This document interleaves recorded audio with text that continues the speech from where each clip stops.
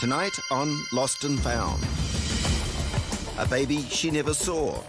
I didn't even know if he was alive. And never talked about. I kept a secret for a long time because I felt ashamed. A child who could be anywhere. I would desperately like to meet him and ask his forgiveness. A young mum confused by culture. I've always felt a strong connection to Māori. So who is her birth father? Like, I've struggled because I don't know that side of me. Just left field. And Hi. Hello, buddy. a young share milker who wants to find her dad. Your mum hasn't told you? No, it's an unspoken subject. A man her mother wants nothing to do with. So in the back of my mind, he might turn around and not want anything to do with me. Families that are lost and found. Are you for real? They're always unpredictable. No.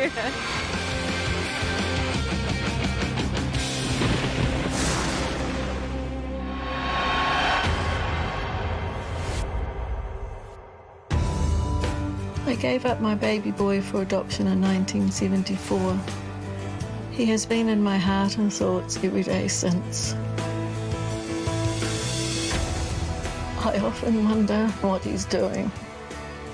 I just hope that wherever he is, he's happy, safe,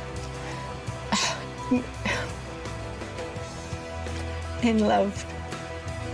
I do have many regrets, so I'm asking if you will be able to help me.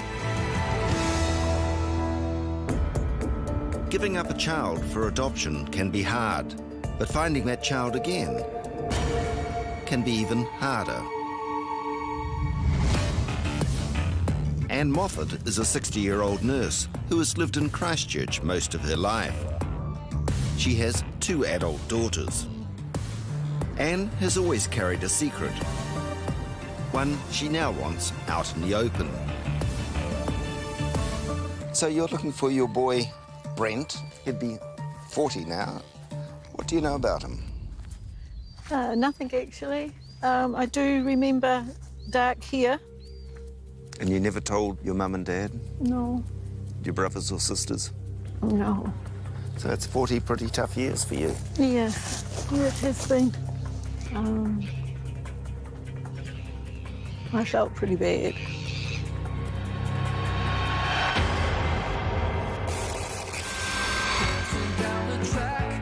19-year-old Anne had just finished her nursing training when she had a one-night stand with a man at a party in Christchurch and became pregnant.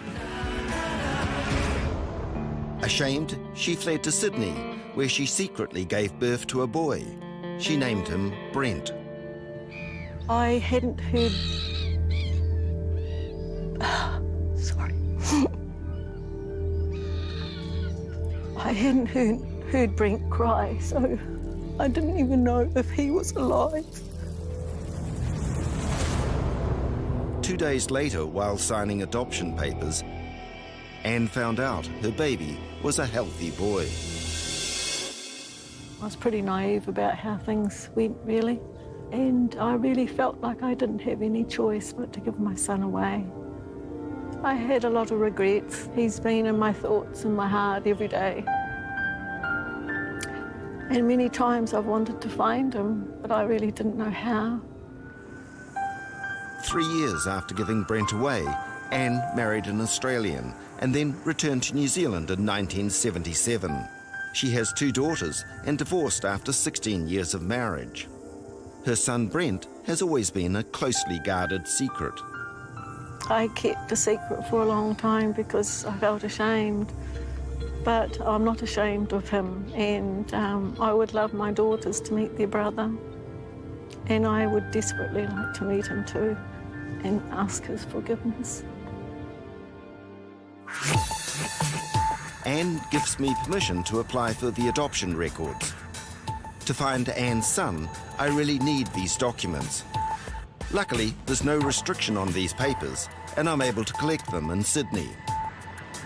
But there's a problem. The surname of the adoptive parents is Hall, a very common name in the English world. And the name they gave their new son, Martin, doesn't help either. there is something else I want to see in Sydney. The hospital in Surrey Hills where 19-year-old Anne, alone, scared and ashamed, gave up her son. It's now apartments, but even today it feels foreboding, and I can imagine how it must have been for Anne all those years ago.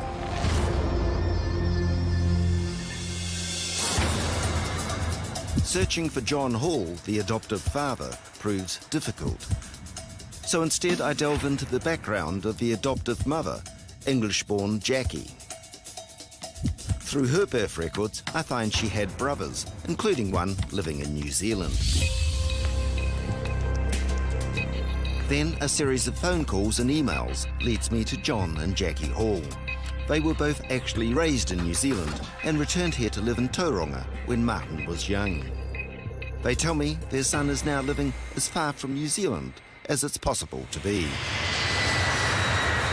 Martin now lives in Sweden.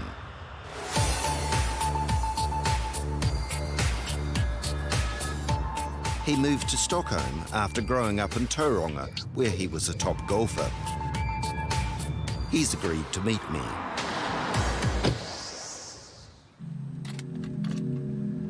Well, I don't think it's hard to recognise you. You look like a New Zealand boy in Sweden. Oh. So, bit of a surprise when I rang you? Yeah, definitely. Yeah, it was. I mean, it's nothing that you think about exactly to hear something like that. So it's, yeah, definitely. Adoption? Did you always know you were adopted? Yeah, I knew as early as you could know. I never really had any problems with that either. So I guess I was thankful that I got adopted out, so I would have the given a life that maybe someone else couldn't give me. So. Martin has a Swedish wife, Mauri, and 2 children. They met in New Zealand when they were studying sports medicine. He's been in Sweden for 12 years and is a golf course superintendent. Some years ago, Marie tried to help Martin discover his roots. But back then, he wasn't quite ready. We actually did try and find something when we were over in Aussie 8 or 9 years ago. And we tried to find that hospital that he was born in, but the hospital wasn't there anymore. And so he felt maybe a little bit pushed, and then we sort of backed off. But now his birth mother is looking for him. Well, do you think you'd like to see your mum? Your other mum? Yeah, absolutely. Absolutely, that's Swedish. It's wrong language. Absolutely, that would be great. Hello, Brent. I'm your birth mother. I would so much like to meet you. I never got the chance to meet you when you were born. I just hope you can find it in your heart to forgive me. Thank you. Oh. Here. Your birth mum conceived you in Christchurch, and your dad was a part Maori chap. Did you ever wonder how you got your darker skin? I've heard all sorts. Yeah. I've heard. I used to call myself a Heinz. 52 different varieties, so I have no idea. So. Anne doesn't remember anything else about your birth dad, but would you like to meet her? Anne Moffat was a teenager when she fell pregnant. She fled to Sydney to secretly have her baby. She never saw her son before giving him away. I've just found Anne's son, Martin Hall, in Sweden, and shown him Anne's message. I just hope you can find it in your heart to forgive me. Here. So, would you like to meet him? Yeah, that's probably been one of the parts that I've thought about. It's like bounced around in my head for a fair while with mixed emotions and that sort of stuff. But it was never really a thought that I would want to. But oh.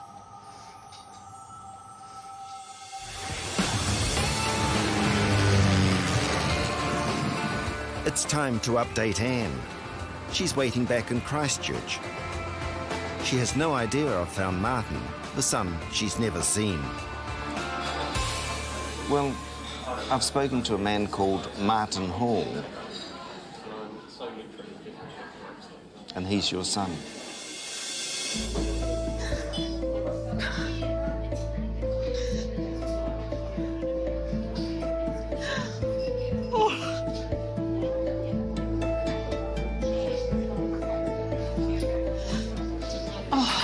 I had a terrible fear that he may have passed away and I'd never get to meet him. Or maybe he doesn't want to meet me. Martin lives on the other side of the world in Sweden. But he's going to come to New Zealand to meet you. And he'd like to see you. Oh, thank you. Thank you so much. I'm happy, I'm afraid, all at the same time. Oh.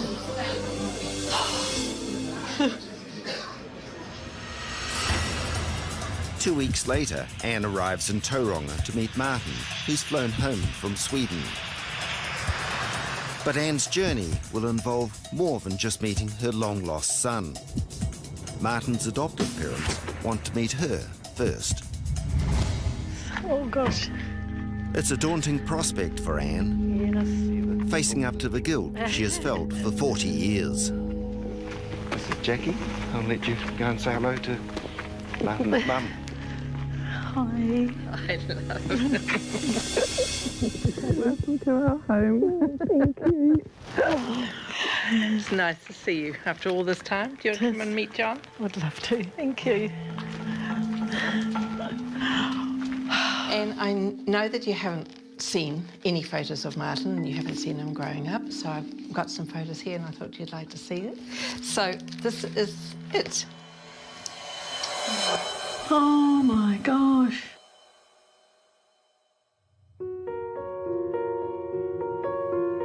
This is the first time that Anne has ever seen what the son she gave birth to 40 years ago looks like.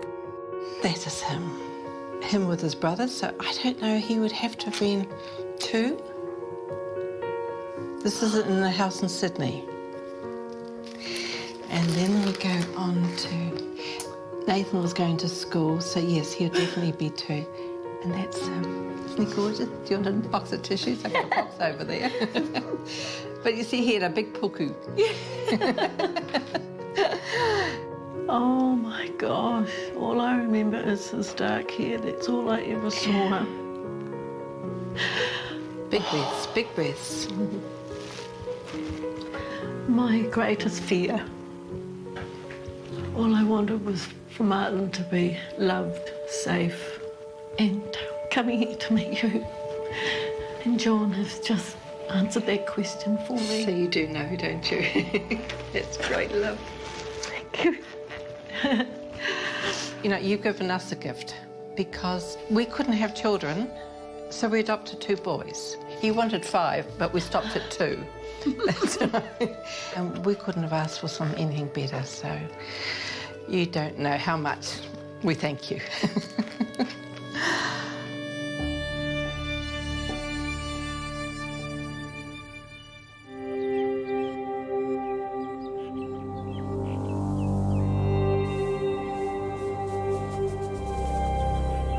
Martin's home from Sweden. He's yet to meet Anne, but he knows she's already met his much-loved parents. Their tick of approval has been comforting. My dad said it's like there's nothing about her that I won't like. So pretty relaxed now. Probably a little bit less relaxed than what I think, but. It's been a pretty sad, shameful guilt journey, but I'm ready to meet my son for the very first time. And If you were to look over your left shoulder down there, just down there is a man standing. That's Martin. So, go and say hello to him. Anne Moffat has just met the adoptive parents of the son she gave away when she was a young nurse. Now she's about to meet her son, Martin, for the first time. I'm I'm ready to meet my son for the very first time. And If you were to look over your left shoulder down there, just down there was a man standing. That's Martin. So, go and say hello to him. thank you.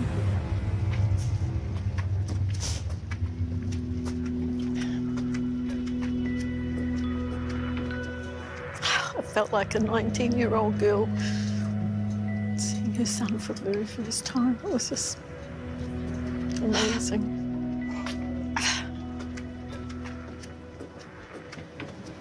It's just as nervous as you, love. Go. Go on. Thank you. Thank you.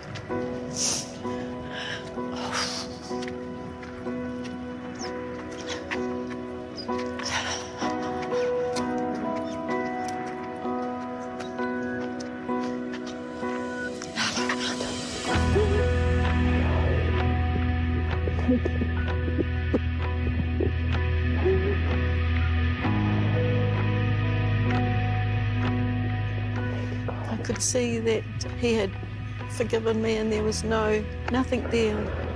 He just let me hug him and he hugged me back. For the very, very first time I held my son, it was just mutual. Hello. Hi.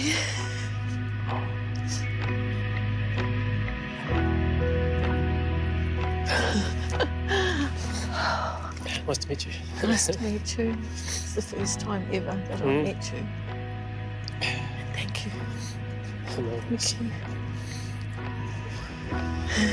Yeah, I don't know what.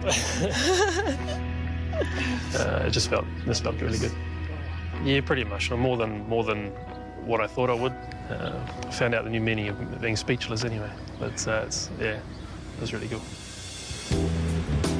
When Jackie and John Hall adopted Martin all those years ago, they wondered if one day his birth mother would come into their lives. It's so relaxed with his birth mum that it's unbelievable. It's almost like it was meant to be. Right to the very edge. Martin and Anne are now in regular contact. She hopes to visit Sweden soon to meet her grandchildren, while Martin is looking forward to meeting his 2 new sisters. I don't feel any shame or guilt or not even sadness now. I just feel just blessed, really. I have another family.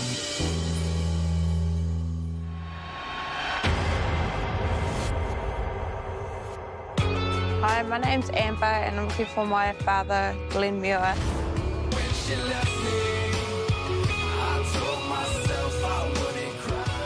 I've heard that he's part Māori, so I'd like to know if that's true and whereabouts he comes from, so I can then find out where I come from.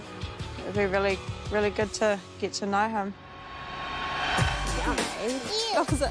It's a cake. It's the candles. Amber Oliver is a 25-year-old mum living in Ruakaka, just south of Whangarei. She's studying to become a social worker. Amber has 2 children, 8-year-old Blake and Bailey, who is 3. Amber was born in Dunedin and grew up with her mum and stepfather and 3 half-siblings. She doesn't really know why her birth dad wasn't around. Study never done. No, sociology, it's a hard one. It's really interesting though. So, when you were a little girl, did you think about him, wonder where he was, who he was? Yeah, all the time. Especially when I'd see other kids with their fathers or mum and dads together. And Shed a little tears sometimes? yeah, especially in my teenage years. It was the worst. It was horrible, especially to my mum. Yeah, she put up with a lot and trying to explain to me what happened, but didn't matter what she said, I was never going to believe it or understand it. So, yeah. Her mum believes Amber's biological father is Mauri, a man she briefly met when both were working at the Dunedin A&P show back in the summer of 1988. I don't know how much Māori he has, but I've always felt a strong connection to te reo, to Māori. Neither her mother or her stepfather are Maori, so Amber's realisation that she's drawn to Maori culture has her curious to know more. I was brought up very Pakeha. But yeah, at school I was chosen to be the one that would go to the marae and as head of our school and things like that, so yeah. You don't know what got you interested in Māori culture? No, I think it's more, you just feel it, sort of just a spiritual connection to it. I love it, I love the whole culture. Yeah, it's all of it, it's beautiful.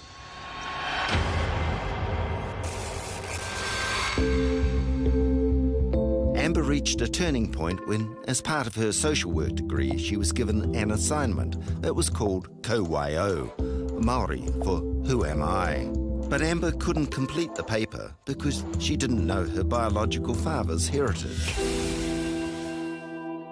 And that upset her a lot. Like, I've struggled because I don't know that side of me. I wasn't able to fill in those gaps and be able to identify where my maunga was or, you know, my awa and stuff, so, yeah. Ember knows her dad knew of her existence. But when she was 3, her mum left for South Island and they moved north. Has he ever been in contact with you? No, not at all. Have you seen a photograph? Do you know what he looks like? Wouldn't have a clue what he looks like. So this man's ignored you for 25 years, but you want to find him? Yeah. I guess I'm not too worried about the ignored me part of it. Since doing the degree, it's really made me realise how important it is for me to find them. I'd feel complete. I'd feel like I'm a whole person. So it'd be huge. You know, where I come from, and my heritage is.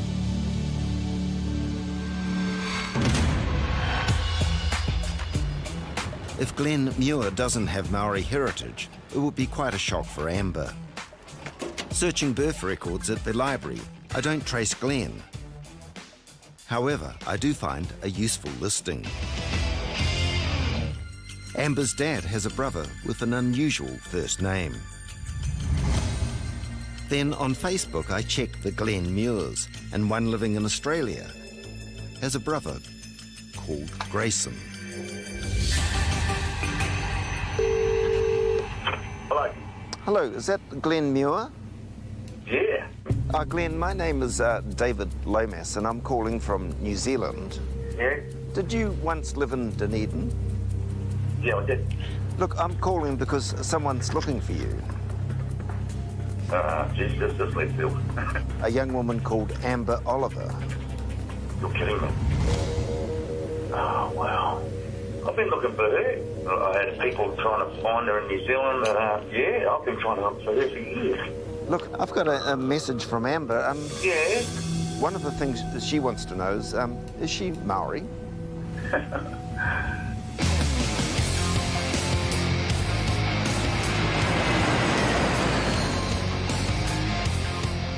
Glen's been living near Melbourne for 12 years. We've agreed to meet in a pub just down the road from where he lives in Geelong. He's also told me that after Amber was born, her mother sent him a letter confirming he was the father. Glenn? Yeah. David. How are you? Thank you. So, you got a daughter looking for you? Oh, I have. I knew I'd find her one day. What was your relationship with Amber's mother? It was only a fleeting moment over a few days. Yeah. And that was about it when I was on the road, when I was young. And so it was just the letter from her which said... Stated, yeah, you are the father of this child and don't ever bother getting in contact with us at all. You were not to get in contact? Ever. Had you ever had doubts over the years whether it was 100%? At the start. But like, I had blood tests. And whose idea was that? My father's. Yeah. My father's, yeah. 98.9% chance. But over the years, you've searched for Amber? Countless times. Did you have any luck, or what? Stonewalled. Yeah. Stonewalled from the government, social welfare. So the mum didn't ask you to pay child support or anything? Oh, the government did that. Yeah, but they wouldn't tell you where she was? Not a hope. All I ever got was date of birth and full name. Yeah. And a bill. And a bill. So, would you like to see your daughter? Oh, absolutely. She is part of my life that has been missing for a long time. If you were just to push on that button there. 25-year-old Amber Oliver doesn't know why she's drawn to all things Māori. But she thinks her birth father may hold the answers. I've just found him in Geelong. She is part of my life that has been missing for a long time. If you were just to push on that button there. Hi Glenn, I'm Amber and I believe that I am your biological daughter. Over the years growing up, I've always wondered who my father was, what you look like, where you came from. It's been quite hard not knowing where I come from. From what I understand, you're part Māori, so that's huge to me. I've got a couple of kids, which are your grandchildren. They'd like to know who you are, and it would just be really great to meet you. Unbelievable. It's incredible. She looks like me. Is that good? Yeah. Yeah. Unbelievable. You would like to meet her? Absolutely, I'm happy to meet her. Yeah. One of the big things for Amber is that she's been very much drawn to the Māori culture, yet her mother and her stepdad are not Māori. We go back a long time. We go back right through the South Island. We're Ngāi Tahu, yeah. But like my mother's a Solomon. We're all part of the Moriori. We come from Temuka, which is a massive lineage of Ngāi Tahu family and Ngāi Tahu tribe. And I'd love to take her there and go and meet them all. There's a lot of people right up and down the South Island that would be just amazed to see her, let alone probably see me again. But Glenn tells me that's not likely to happen for a while. His wife Paula is terminally ill. She's got a lot of problems going on with cancer. She's actually doing chemotherapy right now. And because of that, you cannot go to New Zealand to meet Amber? Not really. We've been trying to go back to New Zealand, but yeah, we're just trying to get that settled down and then we can actually go back.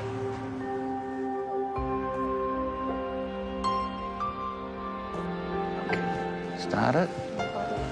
Look at this. Hi Glenn. Wow. I'm Ember and I believe that I am your biological daughter. Glenn's been married to Paula for 12 years. They have a 4-year-old son, John. What you look like, where you came from, who your family is. Glenn's been in Australia for more than 20 years. He's an earthworking contractor and now spends time looking after Paula. It would just be really great to meet you. Wow. Is that cool? That's your sister. That's your sister. I know. When we first met, he was straight up front and said he had a daughter that he never knew, that he would like to know, but was very hesitant in finding it because she was so young. When we thought she turned 18, we thought, let's have a go. But it was a bit hard and we got put off, but it's always been in the back of his mind. It's now time to talk again to Amber back in Ruakaka.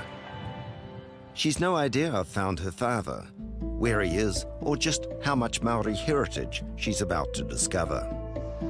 Well, the other day I was in Australia and I met a man. What? No. What? And it was your dad. Are you so, really? Yeah. Nah. Really? Yeah. So he's not here, right? No, he's not here. No. He's in Australia, but... Oh, is he? He said he's had people looking for you for years and just couldn't find you. Oh my gosh. You're serious? Yeah. Anything else you can tell me? Is he Māori? Have you met him? I'll let him tell you that. Oh. Wow. Has he got other kids? He can tell you. Ah, yes, he does. I'll take that as he does. Amber is on the way to Geelong to meet the dad she's never known. Soon Glen will be able to give her the answers she so wants. So the answer to a lot of your questions is, you see that little gate there? If you walk through there, the man behind there is your dad. All your questions will be answered. Oh, wow. So go and say hello to him. Okay. Good luck. Thank you.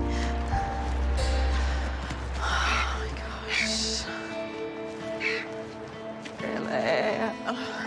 Oh, wow. I can see myself. Oh, my God. As soon as I saw him, I knew that he was my dad, yeah. Hello. Hi. My girl.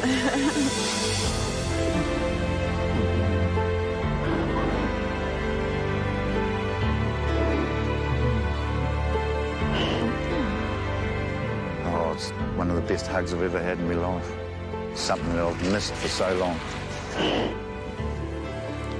You all right? Yeah. It's been a long day. Oh, wow. That I could see myself in him, like some of the features similar. Yeah. Yeah, very different. 25 years. Yeah. God, she looks like my family. She does. She looks a hell of a lot like my family. Incredible. So I am Māori. Oh, yes, you are. We've got a lot of history to go through. That's good. Yay. Yay. We're actually descendants from the Māori. Oh, wow. But the history we'll go through, we'll do it together. Yeah. From one end of the country to the other. Oh, really? Oh, yeah. Oh, that's cool. More than you know, I believe. That's good, yeah. Would you like to meet the rest of my family? Yes. This is Paula. And here's John. Hi. Come on. Cute. Come on, little boy. So handsome. Look at you. Come on. He's Have a shy. look. You want to see your sister?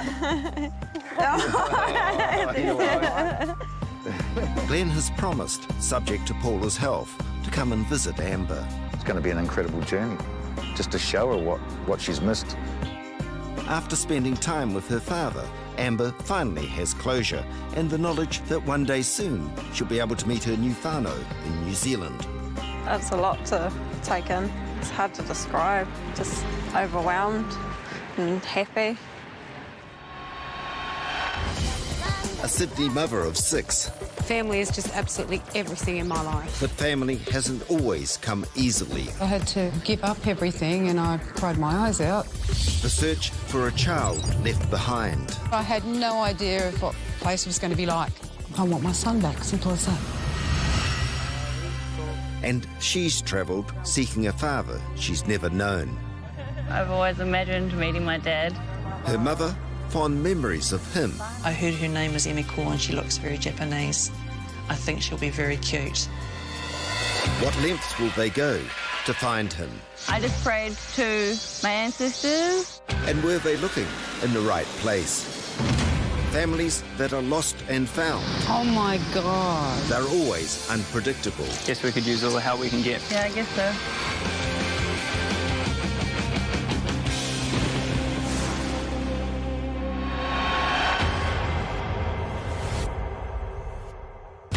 Hi, I'm Lyan Blake. I left my 4-year-old boy Peter with his dad 28 years ago in a place called Nightcaps in Southland, and I've not seen him since. I had no money. My marriage ended. I was forced to leave Peter behind with his dad when I returned home to Sydney. I'm planning to come to New Zealand to try and find him. Can you please help me? Time and distance can only create a deep sense of separation. Perhaps it's still possible to bring these two together. Head, shoulders, knees and toes and eyes and ears and... 48-year-old Lyan Blake lives in Sydney's western suburbs and works as a telemarketer. Leanne's been married 3 times and has had 6 children. I've got 4 girls at home. They're absolutely fabulous. They spend a lot of time at my house. They love being around me. I love being with them. We have lots of fun together and, you know, family is just absolutely everything in my life. After 20 years of marriage and raising daughters Gretel and Stella, husband Andrew knows very well what Lyan has achieved. Oh, she's an awesome mum, yeah. Yeah, she's always there for her kids, does everything for them. She always puts everybody else first before herself. But Leanne's pain relates to her firstborn, her son Peter, that she left behind in New Zealand 28 years ago. She does have enormous sadness, yeah, my word, yes. It's just a huge emotion that she goes through many times over. Andrew has always supported Leanne's search for her absent son. Oh, I want her 100% to be able to find and reconnect with Peter, because in her heart, it's a void that really needs to be filled. I'd never exclude him ever. Every Christmas, every birthday. I just want to have a relationship with the person that he is now. He's not a little boy anymore, he's a grown man, you know. Just to have all my family together would just, you know, just make life complete for me. Simple as that. Leanne met her first husband in Sydney, and soon after they moved, along with baby Peter, to his hometown in southern New Zealand, the small coal mining town of Nightcaps. After happy beginnings in Sydney, Leanne's time in Nightcaps turned into a very bleak period of her life. Now, almost 3 decades later, she's returning to try to find her son, Peter. Oof. Remember the Southland weather? I certainly do. So you were quite a youngster when you came here? Yeah, 17, a bit of a culture shock coming here all the way from Sydney. And a young baby? Yes, 8 months old. Bringing him here, I had no idea of what the place was going to be like at all.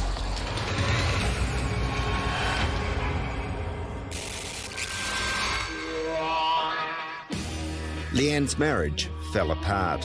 While her 28-year-old husband often went to the pub with friends, 17-year-old Leanne, underage, isolated, and with a young baby, was left at home alone.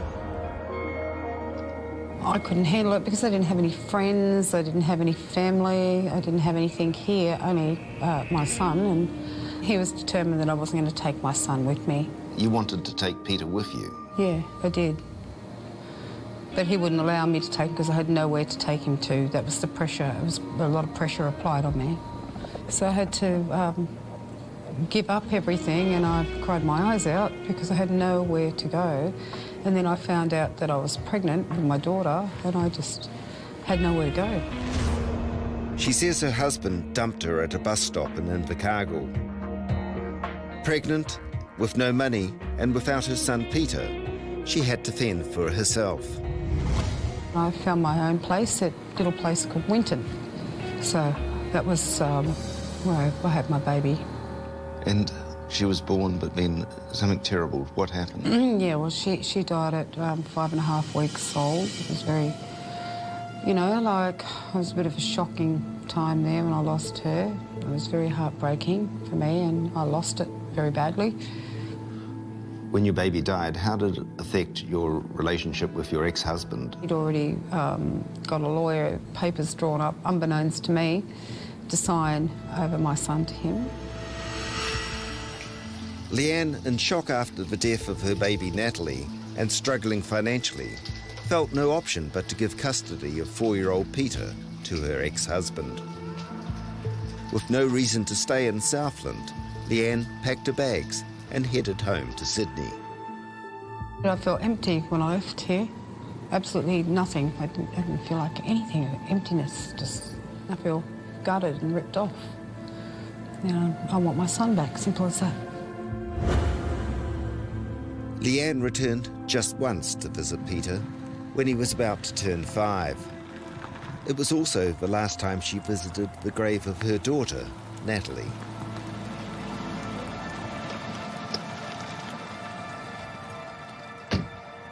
So, there's no headstone, just a white cross we're looking for?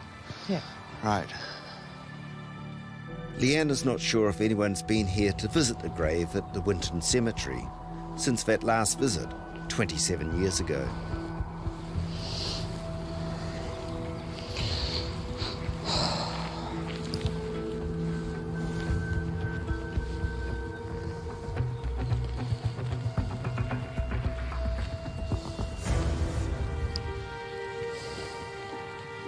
Cot deaths are terrible, aren't they? She knows I think of her every single day. Would have been a stunning girl if she'd lived. Absolutely stunning. Red hair, blue eyes, olive skin. Well, I'll leave you to say your last goodbye and I'll just wait for you down by the car. OK.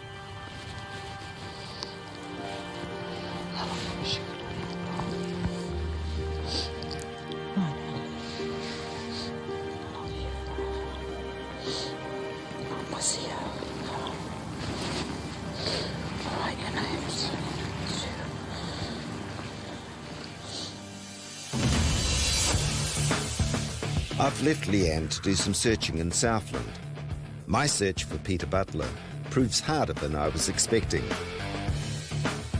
All my checks in New Zealand reveal nothing. So I try Australia. In the white pages, there's nobody obvious, but in another online search, I strike gold. A Peter Ross Butler. It may not be a current address, but there is a phone number. Hello? Oh, hello, is that Peter Butler? That's me. Peter, my name's David Lamus, and I'm calling you because someone's looking for you. Oh, yeah? Who's that? A woman called Lyan Blake. Lyan Blake? Dunno. She says she's your mother. Sydney telemarketer Lyan Blake was devastated when she had to leave her infant son behind in New Zealand 28 years ago. I've just tracked him down in Australia.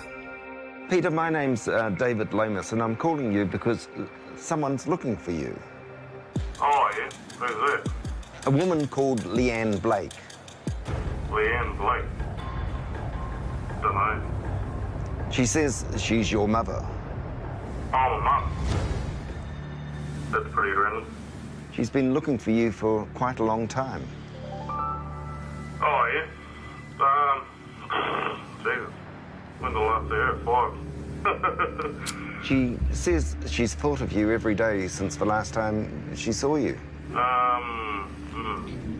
That's 27 years ago. That's random. She would like to meet you. Yeah. I'm a pretty firm person because I've had a pretty rough life, so I don't believe much till I see it. Well, Leanne's done a video message for you. Would you be happy to meet me so I could show you that? Yeah. Okay. All right.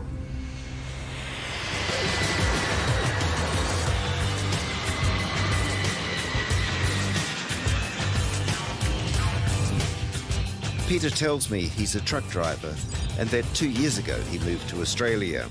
He has a young son, but he lives back in New Zealand with his ex-partner.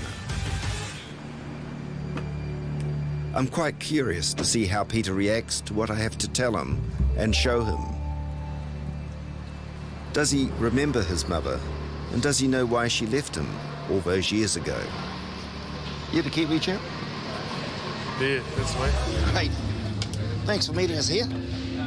I'm David. I'm How's it going? Hi. Well, your mum's looking for you. Righto. Do you know much about her? Not really. About 5 years old, I think, the last time I seen her, yeah. She wrote to you?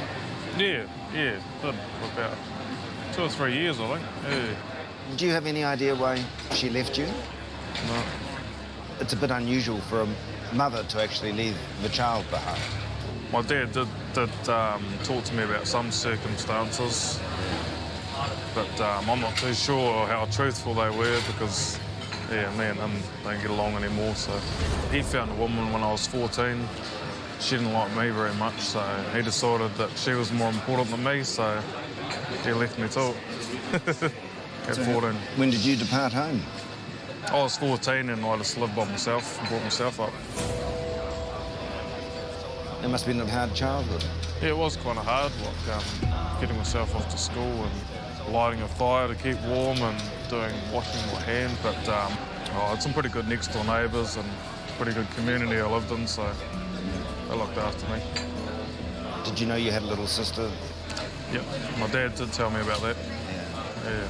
I've been to her grave many times. Your mum said she felt like after your sister died, your dad sort of abandoned her. She was almost railroaded out of town. So, would you like to see her and see what she has? Would you like to see her and see what she has to say to you? Yeah, why not? Have a look.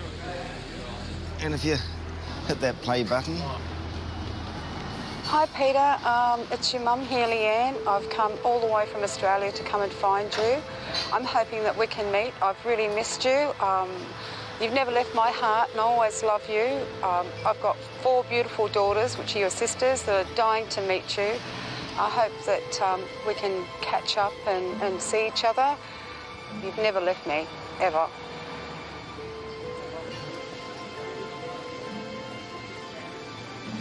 Oh, yeah?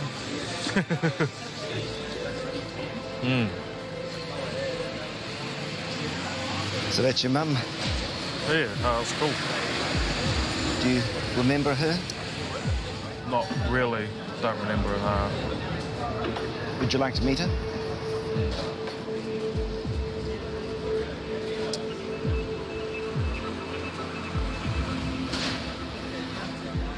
Yeah, why not? Why not? You only live once.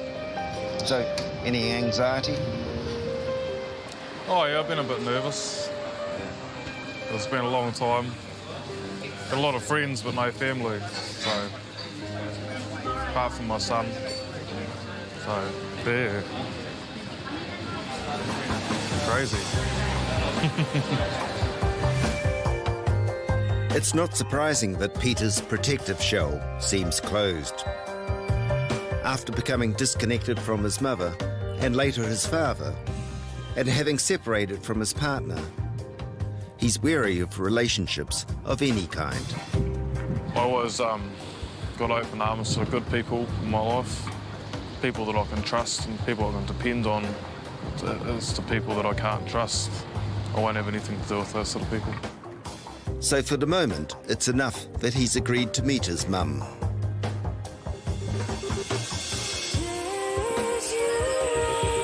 It's time to check in with Lyan. Having done some of her own searching around nightcaps, she's waiting for me in Invercargill. So, had any luck trying to find Peter at all? No, I haven't. None at all. I talked to a few people out at nightcaps and they haven't heard of him at all, but just other family members, that's about it. Well, I've had a little bit of luck. I actually went to Australia and I met a chap. And his name's Peter. Wow. He's your son. Is this for real? Yeah. And he'd like to meet you. Oh, my God. This is for real, is this real? Oh, my God. So he can meet you and your girls and your husband? Fantastic. This is awesome. This is awesome. I want to scream, I want to shout, I want to jump, you know? So how do you think your girls and your husband... They're going to hit the roof. They're just going to jump for joy. They're going to be just so happy, you know, because they know how I feel about all this and they've always wanted a brother, so how awesome is that? For Peter, being a brother to siblings is something totally foreign to him. I'm not an emotional person because I'm so hardened. That's just my problem, like most people would be going on about and stuff, but yeah. It's challenging the defences he has built around himself since his mother and father disappeared from his life way back in nightcaps. Lyan came to New Zealand to search for her son, but now, ironically, she's flying home to meet him in Australia, where he now lives. She last saw Peter when he was just 5 years old. Well, your family's just about to explode in numbers. You're going to get 4 sisters and a mum. How do you feel about that? Yeah, it's going to be pretty crazy. Don't know. Let's see what happens, I suppose. Bring it on. Your 2 youngest sisters, they're 9 and 13. They reckon they're going to run up and give you a great big hug. Okay. Wow, well, that's cool. Yeah, look forward to it. After 28 years of wondering and worrying, Lyan is waiting down by the water's edge. You're just about to meet your son. How are you feeling? Excited, nervous, a bit shaky, butterflies, all the emotions. It's just, you know. You won't know this, but Peter's had one heck of a life. Oh. Hello. Your headband. Sydney mother Lyan Blake was forced to leave behind her firstborn in Nightcaps, southern New Zealand. You're just about to meet your son.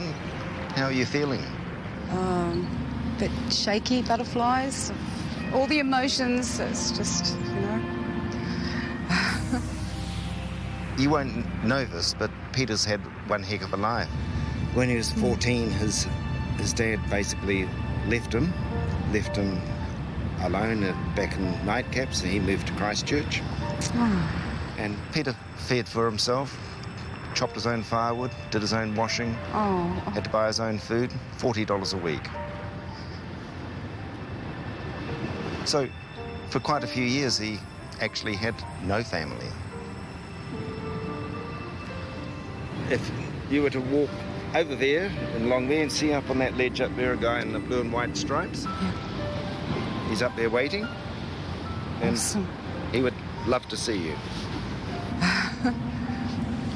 I can't wait. Good luck. Okay, thank you. Thanks for everything. I was a bundle of nerves. I didn't know, what the reaction was going to be, or, just felt butterflies, and, 28 years. He's my only boy, the only one, and he's my first son. He's my firstborn.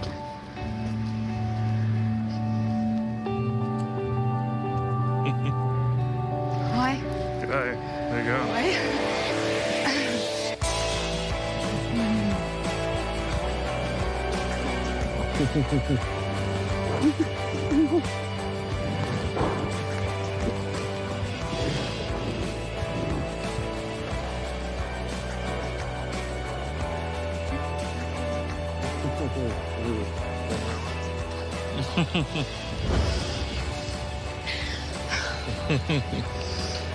Thank you so much for coming. No, that's all right.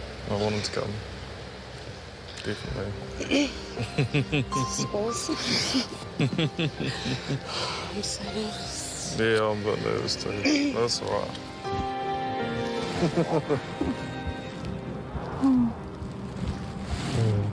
I could feel like the strength from him cuddling into me. It was great. It was awesome.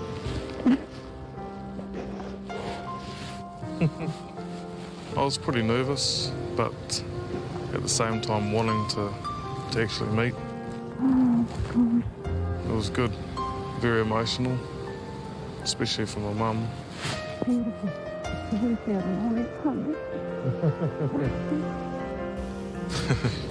Meet the family.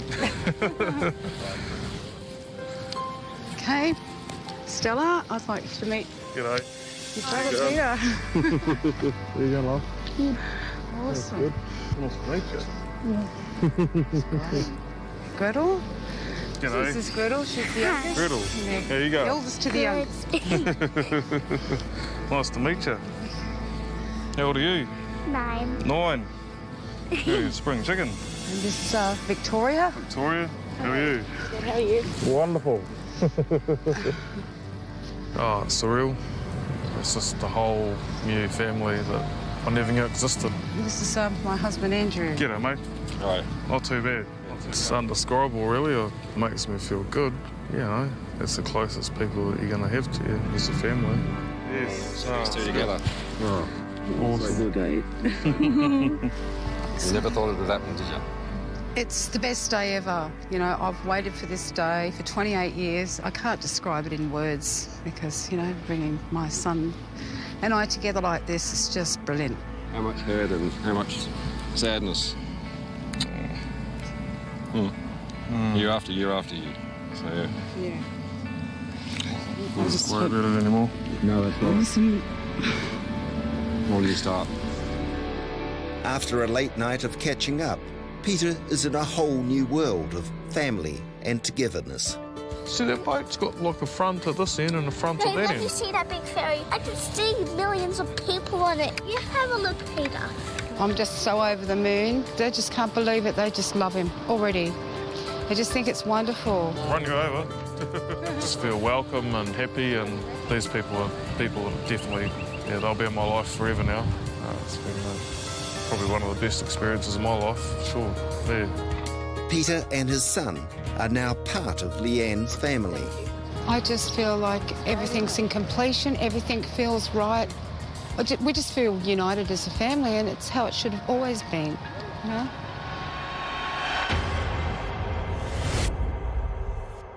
Hello, my name is Emiko. I'm looking for my father, Tashihiko Niwa. 20 years ago, my mum came to Japan to teach English, and she got pregnant and then went back to New Zealand. I'm here now in Japan, learning about my Japanese culture, and also with hopes to find my father, who I've never met before. It's hard when you've never met your dad and he comes from a culture different from the one you've grown up with. 21-year-old student Emiko Shean is in Japan trying to find the dad she's never met. She and partner Ari Nuttall are on a gap year. Emiko only knows her father's name, Tashihiko Niwa. Her years of searching online, especially since she's been in Japan, have failed to find him. Before going to Japan, I need to talk to Emiko's mother, Ariana Shean. Ariana lives in Hamilton, where she lectures in Maori studies. She has fond memories of Emiko's father, who she went out with when she was in Japan in the early 1990s. Tashihiko was a fun-loving young man, and he enjoyed playing baseball. Yeah, he was a lovely man. How did you end up being separated? I told Tashihiko I was pregnant with Emiko, and he actually freaked out a little bit. I wanted to come home to New Zealand. Did you keep in contact? We kept in contact for about a year after Emiko was born. He wrote letters. I wrote some letters back to him, sending photos of Emiko. This is the letter I got first from Tashihiko. He wrote, last night I heard that you had a baby girl. I heard her name is Emiko and she looks very Japanese. I think she'll be very cute. Please tell me what I can do to help. I would like to see Emiko and meet her. I do not forget you. And here is a T-shirt for Emiko. I hope it fits her. Emiko means blessed, merciful, beautiful child. And yes, she's a blessing to me, and she's a beautiful young woman. How do you think Tashihiko will react to knowing that Emiko's looking for him? I have been a little bit nervous about that in the past. When I was in Kyoto, Tashihiko wasn't really keen on me meeting his family. I think that was because I wasn't Japanese. So I suppose I've been a bit concerned about how his family may react to him having a 21-year-old daughter. Finding Tashihiko Niwa while I'm in New Zealand is probably not going to be easy. I decide to head for Japan, to the city of Matsumoto. Matsumoto is in the mountainous Nagano region where the 1998 Winter Olympics were held. Emiko is working here on a farm.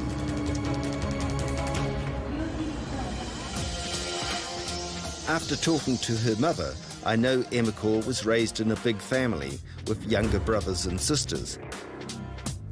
And even though her stepfather, Penny, treated her as a daughter, Emiko always felt a bit different because she knew her biological father was a mysterious Japanese man.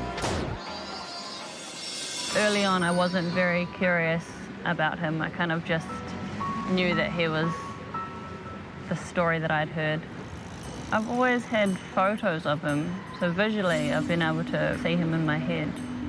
When I was becoming a teenager, I started to become more curious about him and who he was and where he was. How important is finding your dad for you?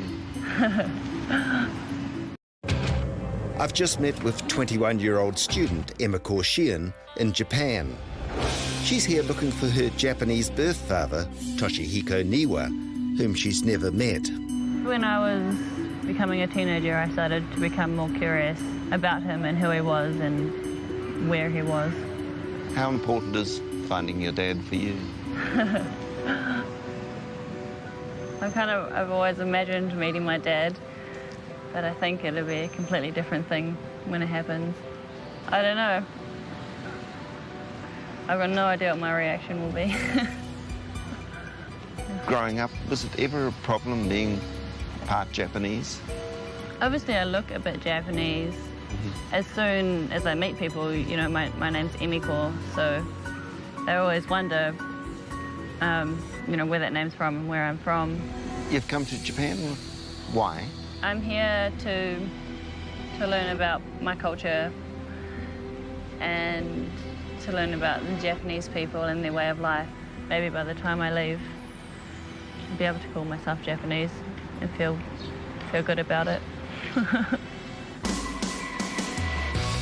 Emiko has known her boyfriend, Ari Nuttall, since they were 7 years old. But it wasn't until they were in their late teens that they started a relationship. He's now very much involved in the compulsive search for her dad. Don don you go. Do you think he knows that song? I hope so. Finding her father always seemed like something which is a total long shot. It seemed like an impossibility. It's pretty crazy to think that an ancient fortress just turns into a tourist place like that, huh? Yeah. Emiko's quest to understand her Japanese side has led her to embrace aspects of Shinto. And Shinto is a kind of ancestor worship and nature worship religion. When you arrive, you go over to the washing area and wash your hands. Make sure that you're clean. Cleanliness is one of the 4 virtues of the Shinto religion. You gonna say a prayer for your dad? Yeah, I guess so. Guess we could use all the help we can get, huh? You okay? You don't want to be cheap, these are gods.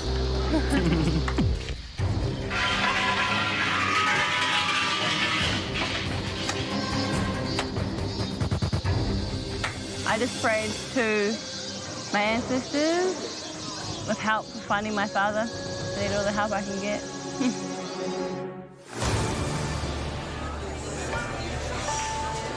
I begin searching for a phone number for Tashihiko Niwa, and an extraordinary thing happens. Google leads me straight to a Tashihiko Niwa living near Seattle in the USA. Seattle is where 20 years ago in a letter to Emiko's mother, Ariana, Tashihiko mentioned his new girlfriend lived. Oh, hello, is that Tashihiko Niwa? The Tashihiko who answers confirms he once went out with Ariana, and he agrees to meet me. I leave Emiko and Ari in Matsumoto. They believe I'm off to another part of Japan in search of Tashihiko. But what they don't know is that the Tashihiko I've found lives in Seattle on the west coast of America.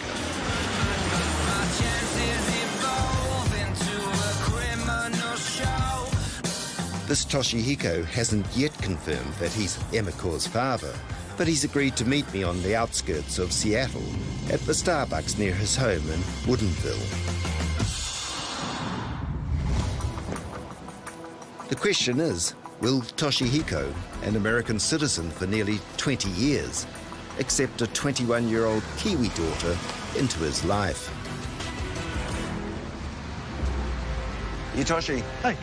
I'm David. Nice to meet you. Nice to meet you. Grab a seat. So, your daughter's looking for you. Have you thought about her over the years? I was always thinking about her a long time, yeah. Why did you and Emiko never sort of keep in contact? Well, I was thinking about maybe I can keep in touch, but I kind of hesitate because because I don't know what she's thinking about me, you know. You weren't sure what she thought about you? I mean, me and Lisa are both young. Yeah. So I couldn't do anything. And plus, I was so complicated my life because I met an American lady, and I had to talk to my parents. And... When I rang you and said that she was looking for you, how did you feel about that? I was nice and shocked, kind of surprised me. Yeah. Oh, I'm so kind of happy, you know. Yeah. Because I kind of try to contact, but it's kind of I didn't know, not sure if they're okay or not. Emiko's done a video message which you would like me to show you. So if you were to just to push that button there. Konnichiwa, Niwa Tashihiko-san. Watashi wa Emiko desu. Anata no musume desu. Ima, Nihon ni imasu. Watashi wa Nihon no bunka ya Nihon no dento ni tsuite manabitai desu. Soshite, watashi wa tottemo anata ni aitai desu. Anata mo watashi to onaji you ni omotte kureteru to ureshii desu. Arigatou. Good Japanese. She speaks good Japanese. She was very keen to do it in Japanese so that it would impress you. She went to Japan to try and find you, to learn a little bit about her Japanese culture and to learn the language. It's perfect. Yeah. Yeah. She knows a lot of words now. Would you be happy to meet her? I like to see. And her mum can come too? That's fine, yeah, good. And the boyfriend? The boyfriend. Yeah, all together. 2 years after Ariana returned to New Zealand to give birth to Emiko, Tashihiko met and married his American wife, Sarah. They have a 15-month-old daughter. Toshi exports fresh American produce to Japan. Sarah, who's encouraged her husband to find Emiko, is an occupational therapist. Returning to Japan, I have good news for Emiko. I'm curious to see how she'll react when I tell her that the father she went to Japan to find does not live here. Cicadas, they sound like an army of weed eaters, don't they? They're relentless. Last time I talked to you, we were at a Shinto temple and you said a prayer. Do you remember what you prayed for? I was praying, in hopes to find my family and, it'll work out really well. Well, I've spoken to your dad, Tashihiko. What? Really? A 21-year-old student, Emiko Shean, is about to find out that I've found her Japanese birth father. But she and her boyfriend Ari have no idea where I've found him. Well, I've spoken to your dad, Tashihiko. What? Really? And he'd really love to meet you. Oh, man. Really? Oh, my gosh. There's a catch, though. He doesn't actually live here in Japan. Oh, really? Holy moly. In the wrong country. Damn. He's in the United States, in Seattle. Oh, my gosh. Wow. Whew. That's a lot all at once, huh? Yeah. Wow.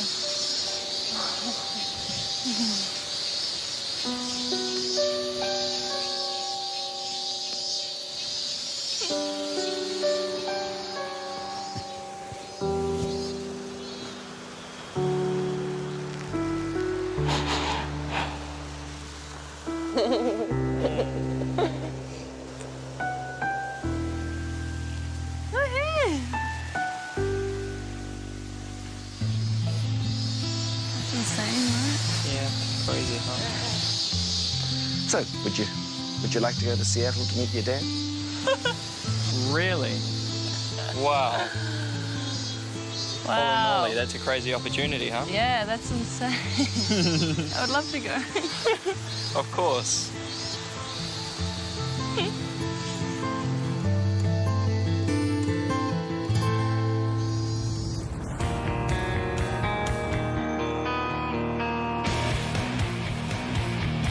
2 weeks later, Emiko and Ari, along with Ariana and her son Ricki, are in Seattle. Look at those beautiful flowers up there. That's cool. Yeah.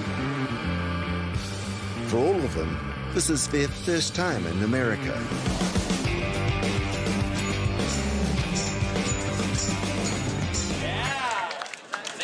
Family in New Zealand have chipped in to make sure Ariana could be here. I just love my baby. I love my girl, and I wanted to be here to support her. I couldn't let her go through this experience on her own without her whanau.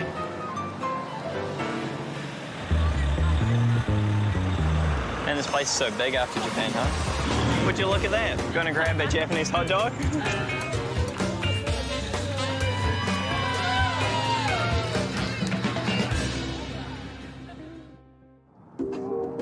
The next day, the moment Emiko has been waiting for has finally arrived.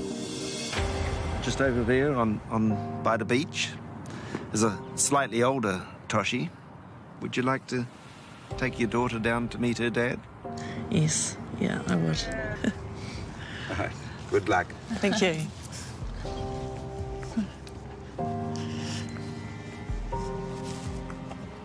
I feel excited to talk to him and to figure out who he is and learn about him and meet his family. I don't think if I just walked past him that I would recognise him. I knew kind of one day we're gonna see each other. Now I'm so happy. Oh, baby, this would dead. Yeah, no, that's so weird.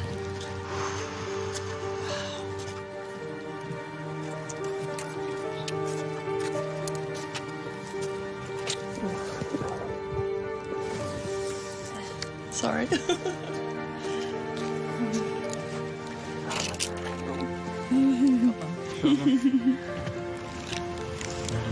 See you, baby.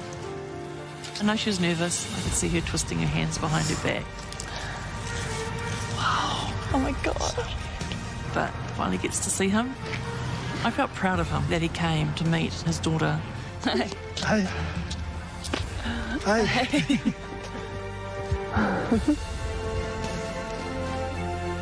Oh my God, it's her father. Wow.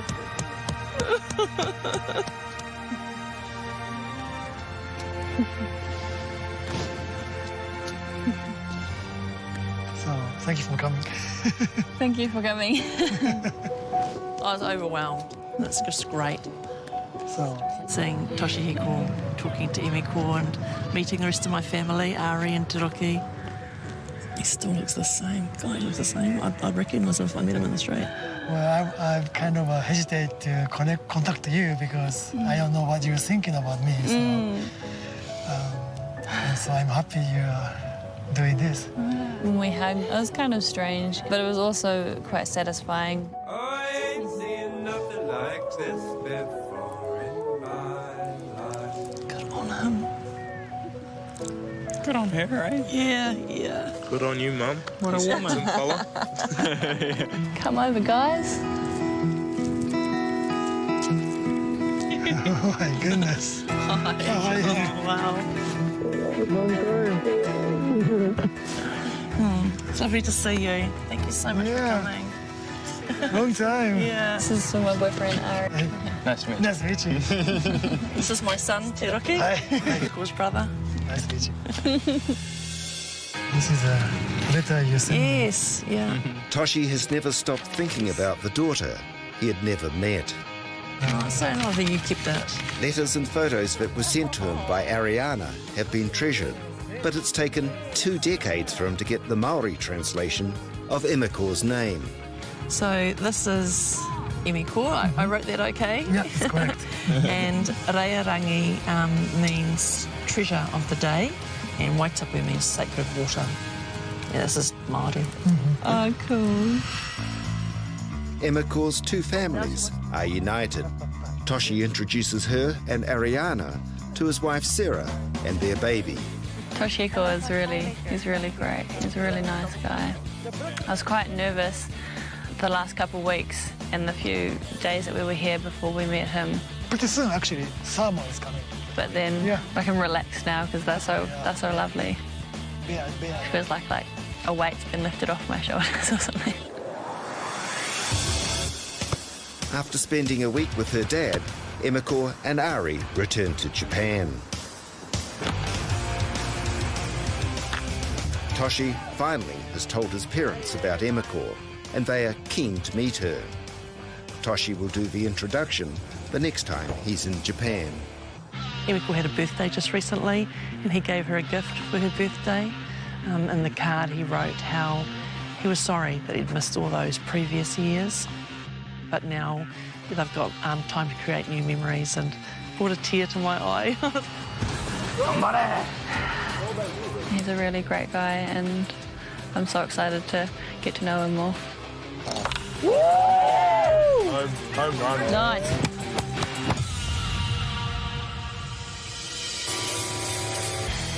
Next week on Lost and Found, and he fathered a child that he never saw grow up. I was 16, I was working in the shearing sheds. Now he's scared that it's too late to find his daughter, but his other children are pushing him. I'm the only girl, and I always wanted a sister. It's quite hard to know that we've got somebody out there that we don't know. Families that are lost and found.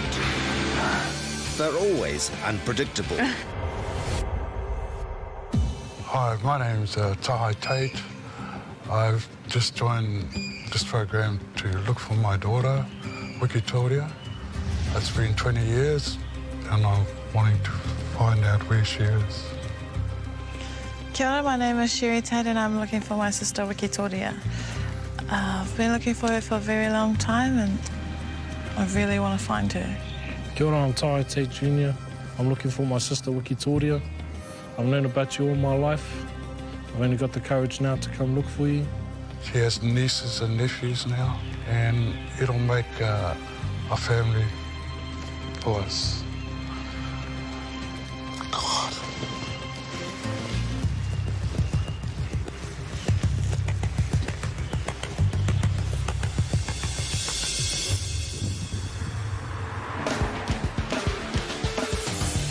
Rotorua Kaumatua Tahai Tate is looking for his first child, a daughter who was named Whakatane. Tahai is a 64-year-old Maori cultural liaison officer, and Whakatane was conceived when he was a teenager. I was 16, I was working in the shearing sheds over in Gisborne, a place called Tiniroto. That was kind of hard work, pressing and that, and her mother was working in the sheds as well. We were teenagers when we were going together, and you know, when you're young, you're full of it. And so yeah, we had a good relationship. Pretty fiery at times, but good for that age group. But the strength of that relationship was tested when Tahai discovered that Whakatane's mum was pregnant. I didn't realise the depth of that, with a woman being pregnant, what they go through. Didn't know too much about anything. I also had pressure from my extended family that I shouldn't marry her or hook up with her. So she decided to go back to Whakatane.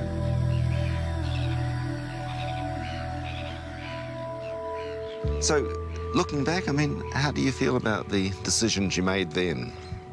Because I never had anything to do with her, it doesn't mean to say that I wouldn't love her just like my other children. And I've only just thought about her all the time.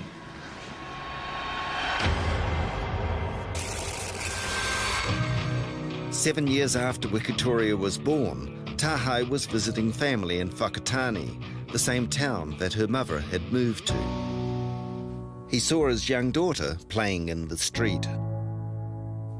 Tahai was later given a photo of Whakatane, but has not seen her since that time in Whakatane. I was a bit shy to go over because I didn't know whether she knew about me or not. Tahai went on to marry and had 3 other children, Tahai Jnr, Niwa and Sheri.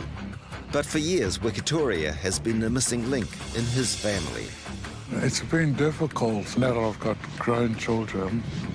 It has been a sort of a vacuum, a void, knowing that she's out there. Tahai lives at Rotorua's Ohinimutu village, home to the famous and beautiful Te Papauru Marae and St. Faith's Church. He says Whakatane has a proud heritage. She's descended from very astute, very loving warrior woman that are revered in our history.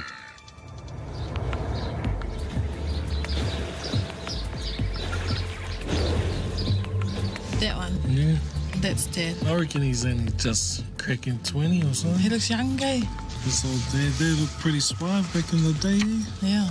Sheri and Tahai Jnr, 2 of Tahai's 3 other children, are determined to help their dad find their missing sister. I was about 9 years old and I found a photo of her in our family photo albums. I didn't know who she was, obviously. Yeah. I asked my dad and he told me that it was his daughter.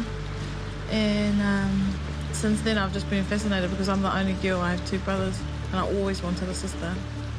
And Tahai? Because I've always grown up really tight with our family and stuff. It's quite hard to know that we've got somebody out there, part of our family, that we don't know. What would it mean for your dad if I can find Whakatane? I think it would mean the world to him. She's there and she's okay. Like, to me, my dad, he's all about whakapapa and, you know, making connections, you know, connecting people together. So I know that for him to connect with her would be huge. It'd be different having a female. Might have some arguments. No, I'm the boss, really. No. No one knows more than Tahai that Whakatane may feel that the time for reconnecting with him and her brothers and sister has long passed, that it may just be too late. It wouldn't feel good, but I would probably have to accept that. She may be a grandmother herself now, and then I've missed out on my grandchildren. But yeah, if you find her in there and she wants to talk to me or her brothers and sisters, she'll feel safe and welcome by her family and love. No problem about that. Amongst all this complex web of family history, Māoridom, and the impending search for Whakatane, there is something that stands out. It's the name Tahai. Why is that name familiar? I have a suspicion I've heard it before. I'm searching for the daughter of Rotorua Kaumatua Tahai Tate. The name Tahai suddenly triggers a memory. Looking back through search records, incredibly, there is an applicant on file who is searching for someone called Tahai. Hi, my name's Ricki Hasson, and I'm looking for my birth father, Tahai Tate. It's an amazing coincidence. Checking dates and birth records reveals that this Ricki Hasson is actually the Whakatane that Tahai has been searching for. But her file also reveals there's been a recent email.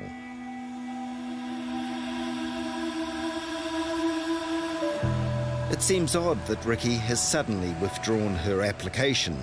I need to find out why. Yeah? Oh, hello, is that Ricki? Speaking. Ricki, it's David Lomas here. Oh, hi, David. We spoke a few months back.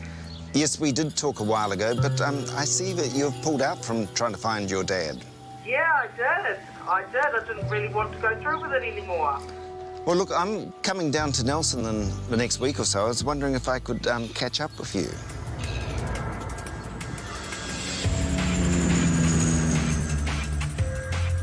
If Ricki really doesn't want to meet Tahai, there's no way he's going to get to meet her.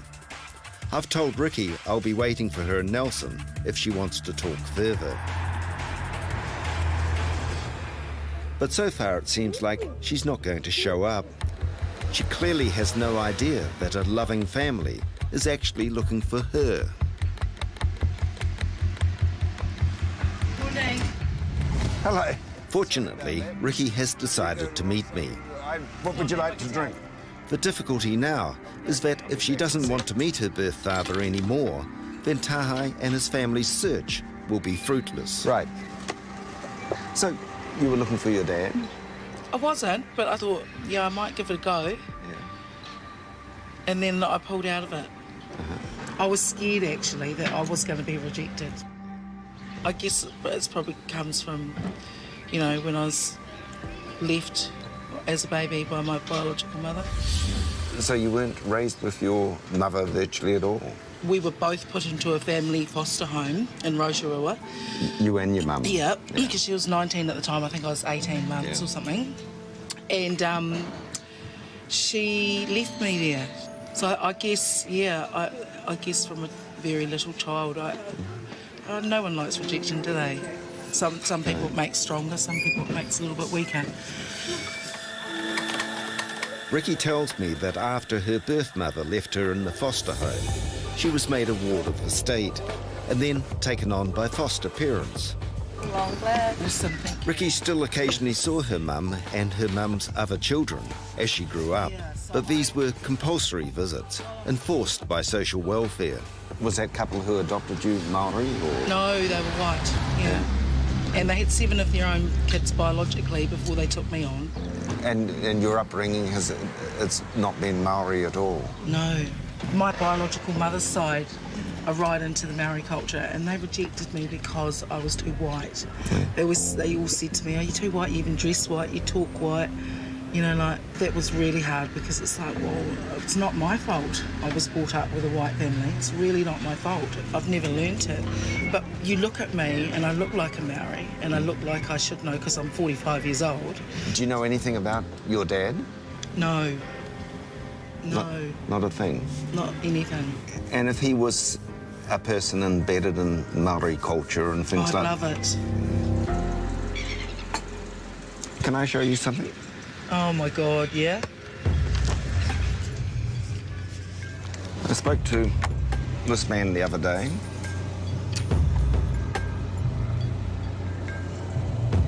Yeah? And if you were just to push that button down there, have a watch of this. Hi, Victoria. I'm your dad.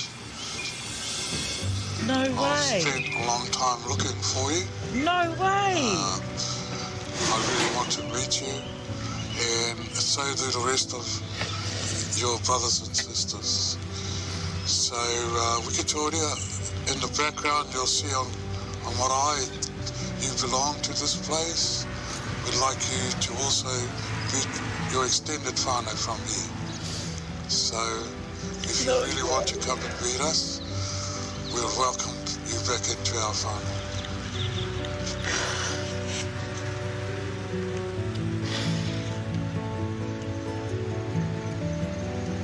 Is he my father? Yes, it is. Is he? It's amazing. There's a very strange thing in this one, and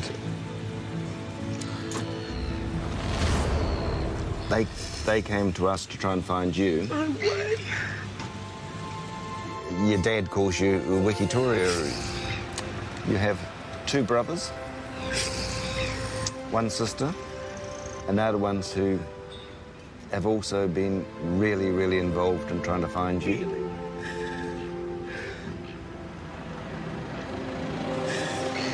You have to tell them how white I am. Like, I want them to know. Because I want them to know that I'm not like them. Why are you worried about that? I don't want them to think of me as white. Like, I just want them to think of me as theirs. That's all.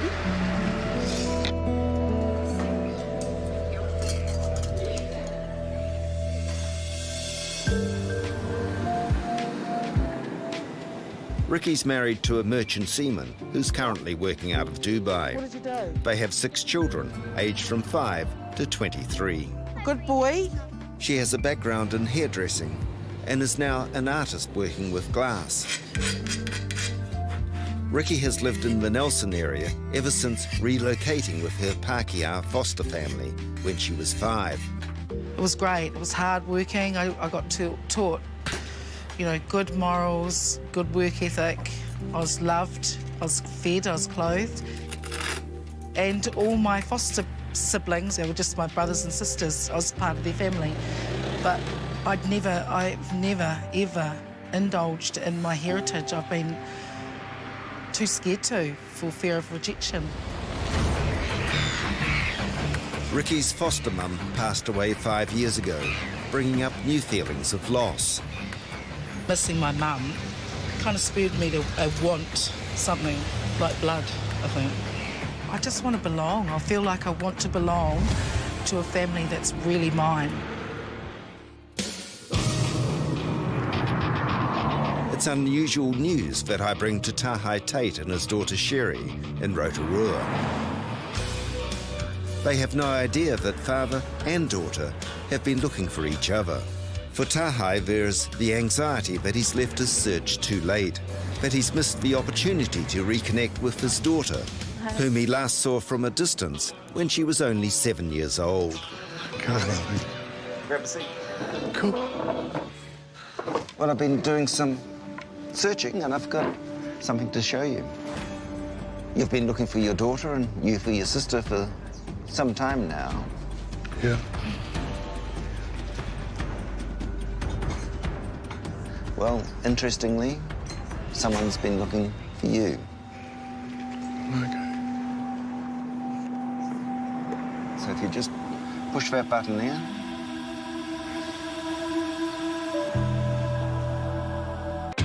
I'm helping 64-year-old Tahai Tate to find the daughter he hasn't seen for almost 40 years. In a bizarre twist, she, at the same time, is looking for him. So if you just push that button there. Hi, Tahai. My name's Ricki, and I'm your daughter.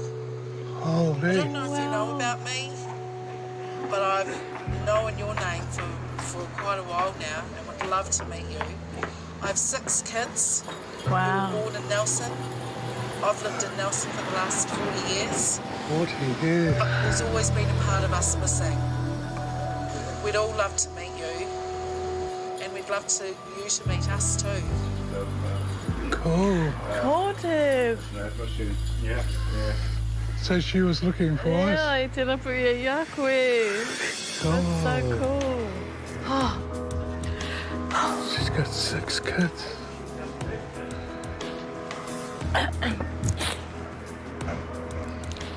Fabulous. Goodbye, guys. All right, goodbye. All right, mate. So, that's your daughter? What do you think of her? Beautiful. She looks like us. She's beautiful. I've got to tell you, she's worried about one thing. She was adopted and raised in a very Pakeha family. And she's a little bit worried that she might be too white for you guys. Right. Okay. And hasn't really been involved too much in her Maori side. Oh, okay, that's okay. We'll teach her if she wants to learn. Well, I will. Yeah, no, there's no problem with us. I was a bit frightened that she may not want to meet us. Been so long. And now I've realised I've got 6 grandchildren from her. Just makes it even so much better.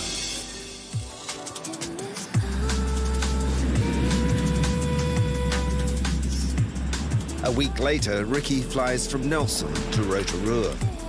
All she knows is that she is to be formally welcomed onto a marae to meet Tahai, her birth father.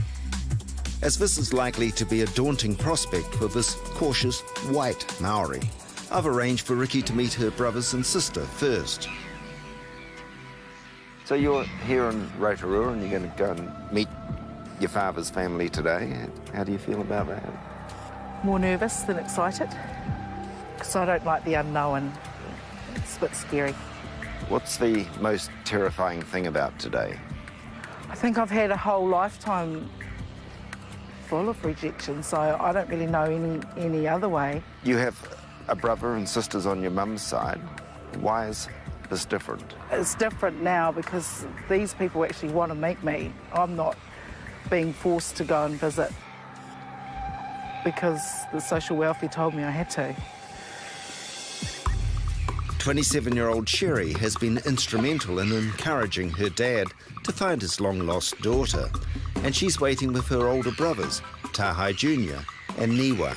So how does it feel to have a new member of the family arriving? I don't know, I've never felt this feeling before, so you know, it's all new to me. Sort of wonder what she looks like and you know what she's been doing for her life. And It's different, I'm the only girl, no. So there's going to be another one. So now I'm just excited, nervous. So if you were to look over your left shoulder there and just down there you see 3 people waiting for you? Yep. That's your 2 brothers, Tahai and Niwa, and your sister Sheri. Would you like to go and say hello to them? I'd love to. OK. Off you go. Good luck.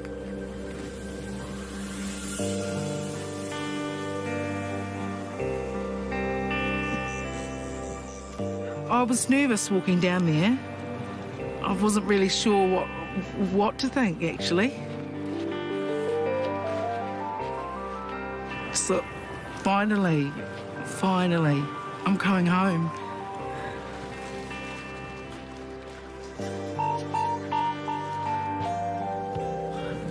Jesus, how are you?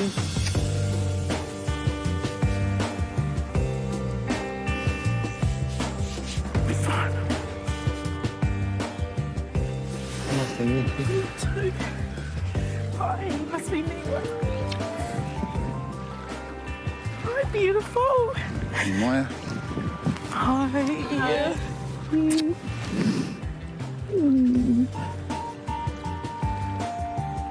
Beautiful. The hugs, just holding them was just beautiful because I know that they want me. I know. I don't know what this feeling's called. Yeah, it was weird. Yeah, it was good weird, but weird. Oh, not weird.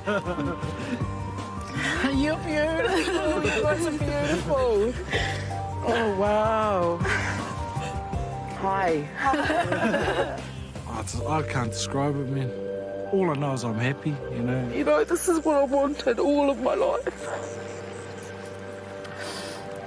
We were worried that you know, you might know about us, but you didn't really. I didn't. I had no clue. No clue. Like I said. We were looking up the wrong name for starters. Yeah. No wonder we couldn't find you. To have someone to belong to is really all I've wanted. Yeah. You belong here. Thank you. For Ricki, meeting her new family has only just begun. Tomorrow she will face her first formal marae welcome, and there she will meet her father, Tahai. I started out helping Rotorua Kaumatua Tahai Tate to find his missing daughter, only to find in a bizarre coincidence that his daughter was also looking for him. Now, after meeting her new brothers and sister, Ricki and her dad Tahai will finally meet each other. Extended family are gathering. Listen up! Down on my head, please. We're going your way. Tahai is overseeing preparations on the marae. A big welcome is planned. Word is already out that Ricki is in town. How are you? Are you excited? Have you? Meanwhile, for Ricki, the tension is building as she comes closer to her first marae welcome and to meeting her birth father. So this is where Dad and them grew up? Oh. It's been a revelation meeting her younger sister Sheri, who's taken on the task of introducing Ricki to her family's heritage. So that's Taha. Oh, wow. That's the maunga for this Oh, area. that's my mountain. Yeah. Oh, she's amazing. It's just so exciting to me. I hope I can fit it all in. It's going to be awesome.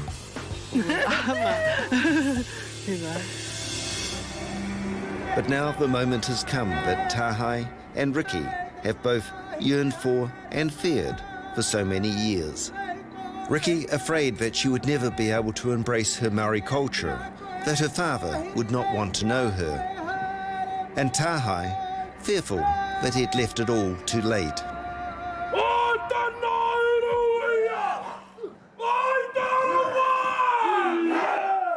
The girl born to Maori parents but raised by a Pakeha family is now faced with the full force of her birthright, her culture and her family. Oh, I found the haka really emotionally, spiritually. Oh, it was just amazing. It made me cry, of course. And it just felt right.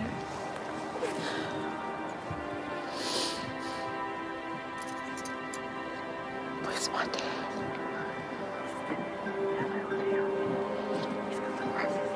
It was quite an emotional time for me.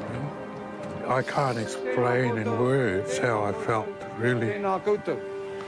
Tiro, tiro, ki taku tau, kei hea, kei hea, kei runga ke, kei raro ke, kei roto ki taku. It's the first time that Ricki knowingly has been in the presence of her father. And it's a bold statement of Tahai's pride that he's assembled nearly 80 family members to share the meeting.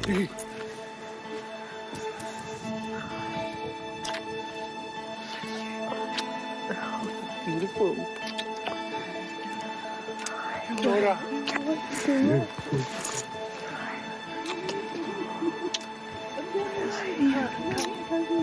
Oh, sure.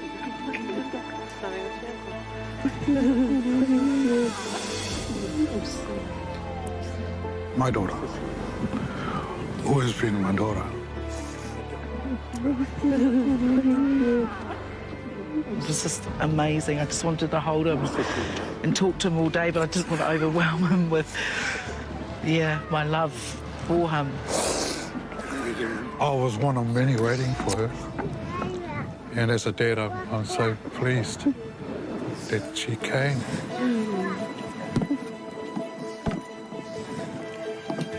Her waiter has always been with us. That's her spirit, because we knew of her.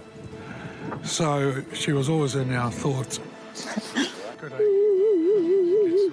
Now she's just arrived physically and we can see her. So I feel really happy.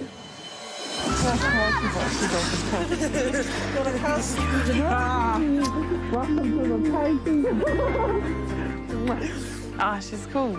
She fit in straight away with all the whanau. And she's in now, so she can't go anywhere else.